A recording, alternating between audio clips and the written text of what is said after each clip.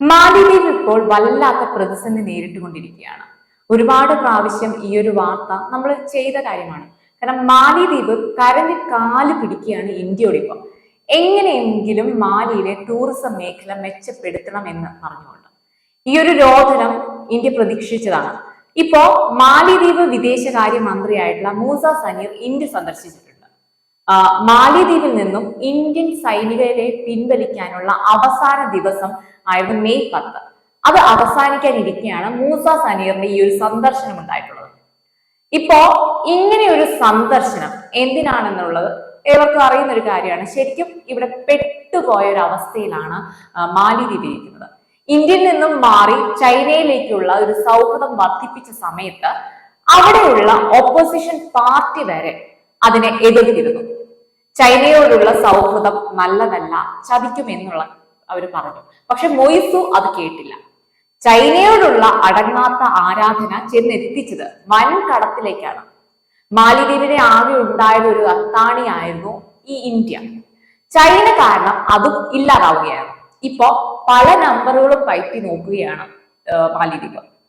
ദ്വീപ് സമൂഹത്തിന് കടാശ്വാസ നടപടികൾ നൽകണം എന്ന് പറഞ്ഞുകൊണ്ട് മൊയ്സു ഇന്ത്യയോട് മാപ്പപേക്ഷിച്ചു ചെയ്തിരുന്നു. ഇന്ത്യയിൽ നിന്നും വലിയ അനക്കമൊന്നും കേൾക്കാത്തതിനാലാണ് ഇപ്പോ ഉഭയകക്ഷി ബന്ധം ശക്തിപ്പെടുത്തുന്നതിനായിട്ട് മൂസ സമീർ ഇപ്പോൾ ഇന്ത്യ സന്ദർശിച്ചിരിക്കുന്നത്.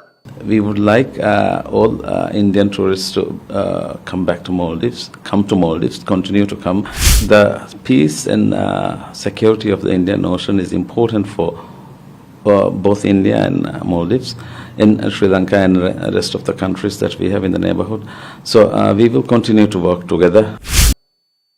മൊയ്സുവിന് ഇത് അർഹിക്കുന്ന കാര്യമാണ്. ഇത് തന്നെ വേണം. കാരണം മൊയ്സുവിന്റെ ഇലക്ഷൻ ക്യാമ്പയിനിലെ ആദ്യത്തെ മുദ്രാവാക്യം തന്നെ എന്തായിരുന്നു? ഇന്ത്യ ഔട്ട് എന്നുള്ളതായിരുന്നു. കാരണം അതിന് അനുകൂലമായാണല്ലോ അവിടുത്തെ ജനം വോട്ട് ചെയ്തതും മൊയ്സുവിനെ അധികാരം ഏറ്റെടുത്തതും ഒക്കെ. ഇതെല്ലാം ചെയ്തത് ചൈനയെ മുന്നിൽ കണ്ടുകൊണ്ടായിരുന്നു. മൊയ്സു ചെയ്ത വലിയൊരു മണ്ടത്തരം അല്ലെങ്കിൽ അബദ്ധം എന്ന് പറഞ്ഞാൽ ഇന്ത്യൻ സൈന്യത്തെ അവിടെ നിന്നും ഒഴിപ്പിക്കണം എന്നുള്ള നീക്കമായിരുന്നു.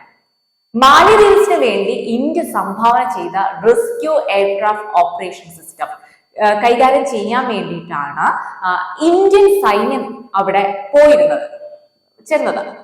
മൊയ്സുവിന്റെ ഈ പിടിവാശി കാരണം അവിടെ അസുഖബാധിതയായ ഒരു 14 വയസ്സുള്ള ഒരു പെൺകുട്ടിക്ക് ഇന്ത്യൻ ആംബുലൻസ് എയർക്രാഫ്റ്റ് മൊയ്സുവിന്റെ നിർബന്ധത്തിൽ നിഷേധിക്കപ്പെട്ടു.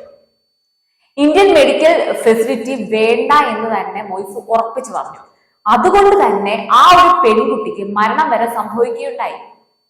ഇന്ത്യയുടെ സഹായമില്ലാതെ യാതൊരു രീതിയിലും മുന്നോട്ട് പോകാൻ കഴിയാത്ത ഒരു രാജ്യമാണ് ഈ മാലിദ്വീപ്സ് എന്ന് പറയുന്നത്. കാരണം മികച്ച രീതിയിലുള്ള ഒരു മെഡിക്കൽ സംവിധാനം പോലും അവിടെ കിട്ടുന്നില്ല. ആകെയുള്ളത് കുറച്ച് റിസോർട്ടും അതുപോലെ തന്നെ ബീച്ചും മാത്രമാണ്. അത് തന്നെ ഇന്ത്യ കനിയണം മുന്നോട്ട് പോകാൻ. ഇന്ത്യൻ ടൂറിസത്തിന്റെ ഇടിവ് സംഭവിച്ചത് കൊണ്ട് തന്നെ 2 ബില്യൺ നഷ്ടമാണ് മാലിക്ക് ഇപ്പോൾ ഉണ്ടായിട്ടുള്ളത്. അതുകൊണ്ട് തന്നെയാണ് മാലിദ്വീപ്സ് വിദേശകാര്യ മന്ത്രിയായിട്ടുള്ള മൂസ സമീർ ഇന്ത്യയിൽ വന്ന് കാല് പിടിക്കുന്നത്. ഇവിടെ സഹായം ചോദിക്കുന്നതും ഉഭയകക്ഷി ബന്ധം മെച്ചപ്പെടുത്തണം എന്ന് അല്ലാതെ മൊയ്സുവിന്റെ ഭാഗത്തു നിന്നും ഒരു ക്ഷമാപണം പോലും ഇതുവരെ ഉണ്ടായിട്ടില്ല. ഈ കോവിഡ് സമയത്താണെങ്കിലും ഈ നാച്ചുറൽ ഡിസാസ്റ്റർ സമയത്ത് അതുപോലെ തന്നെ ഫിനാൻഷ്യൽ ക്രൈസിസ് ആ ഒരു ടൈമിലെല്ലാം ഇന്ത്യയാണ് മാലിയെ ചേർത്ത് വെച്ചതും സഹായിച്ചതുമെല്ലാം. എന്തായാലും മാലിദ്വീപിന്റെ ഈ തകർന്നു കിടക്കുന്ന ടൂറിസം മേഖലയെ കയറ്റുവാൻ ഇന്ത്യ അല്ലാതെ മറ്റു രാജ്യങ്ങൾ ഉണ്ടാവില്ല എന്നുള്ള കാര്യത്തിൽ ഉറപ്പുള്ളതാണ്.